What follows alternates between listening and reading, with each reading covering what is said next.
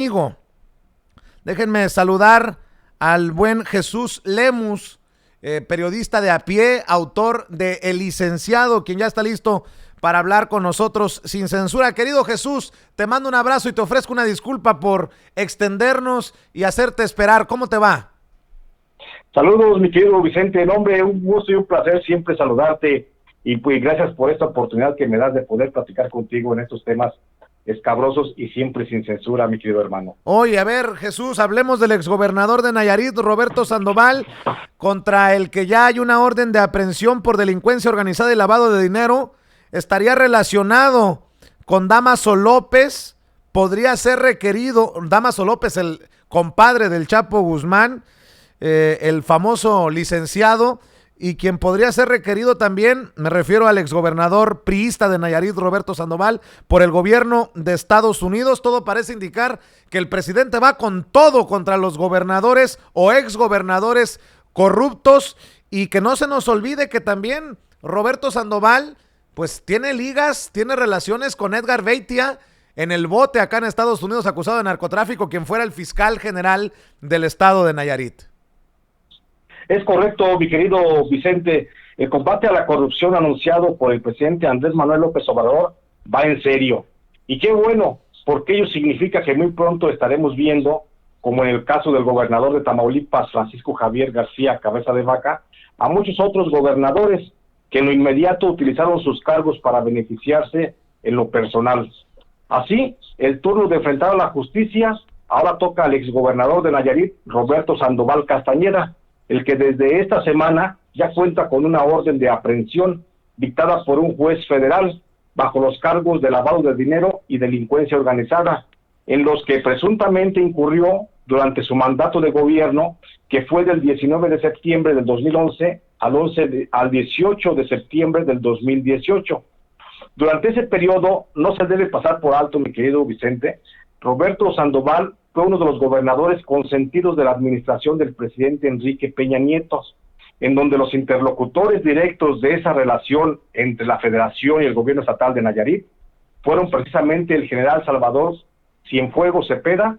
secretario de la Defensa Nacional, y Edgar Beitia, el fiscal general de Nayarit. Hoy Edgar Beitia, hay que recordarlo, se encuentra preso en una cárcel de Nueva York tras haber recibido una sentencia de 20 años de prisión por el delito de narcotráfico, mientras que el general Salvador Cienfuegos todavía tiene un proceso penal pendiente, no se debe olvidar tampoco, está pendiente allá en Estados Unidos también, concretamente en Nueva York, por el delito de narcotráfico. En ambos casos, la justicia norteamericana ha establecido que estos funcionarios incurrieron en actos de corrupción y colaboración con diversos grupos del narcotráfico, en hechos que ocurrieron justamente en el periodo de gobierno de Roberto Sandoval, cuando en Nayarit pudieron actuar libremente los grupos delincuenciales de Francisco Patrón Sánchez, el famoso H2,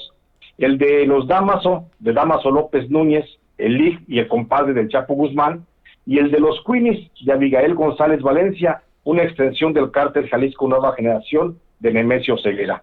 De acuerdo a la orden de aprehensión dictada por un juez federal de Nayarit, al exgobernador Roberto Sandoval Castañeda se le acusa de haberse enriquecido brutalmente con dinero proveniente de sobornos de estas tres organizaciones criminales, dinero que invirtió en la compra de diversas propiedades y bienes, algunos de ellos puestos a nombre de su hija Lidia Alejandra Sandoval, contra quien también hay una orden de captura. Roberto Sandoval y su hija son reclamados por la justicia, solo de momento por los delitos de lavado de dinero y delincuencia organizada, pero en Estados Unidos el exgobernador de Nayarit cuenta con al menos 20 investigaciones, 20 carpetas de investigación que hablan de él, que lo relacionan con el delito de narcotráfico y conspiración internacional para el trasiego de drogas.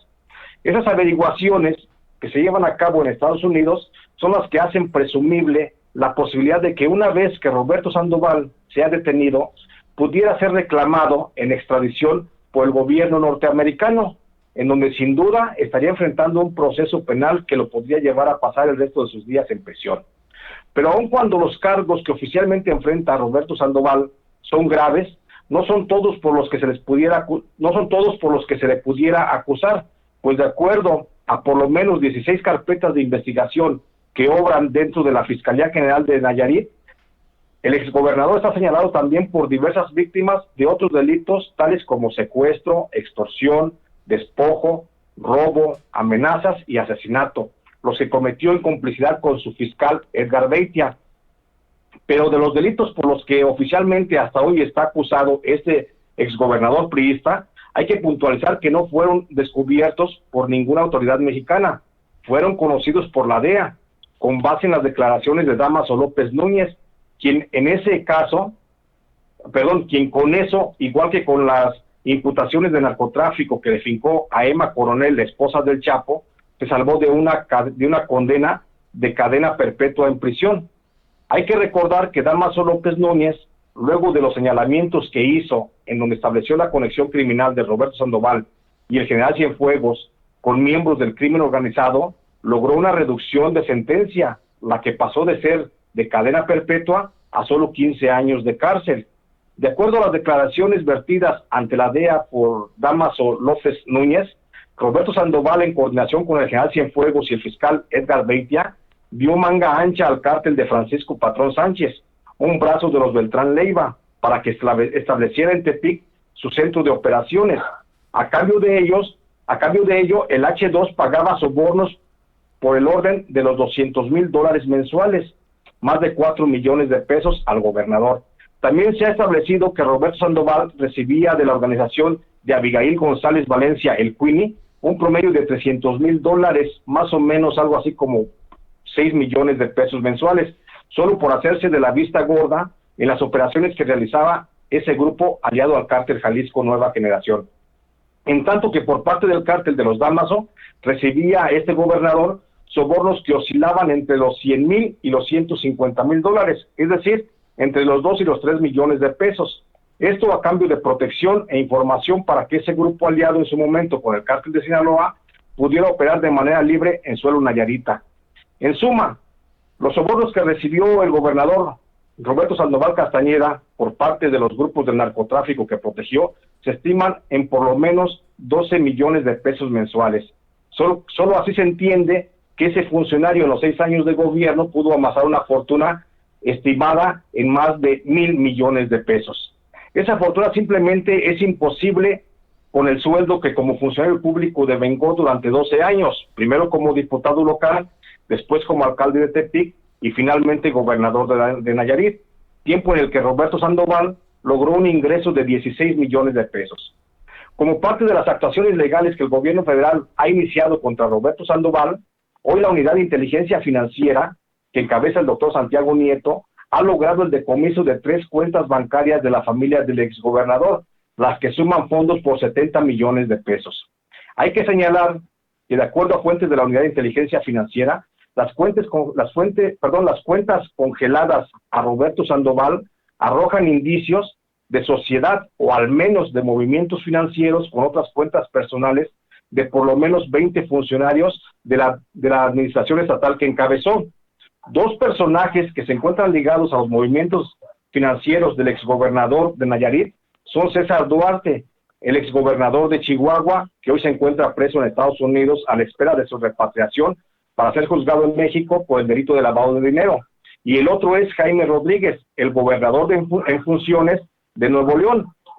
aquel que propuso cortarle las manos a los rateros.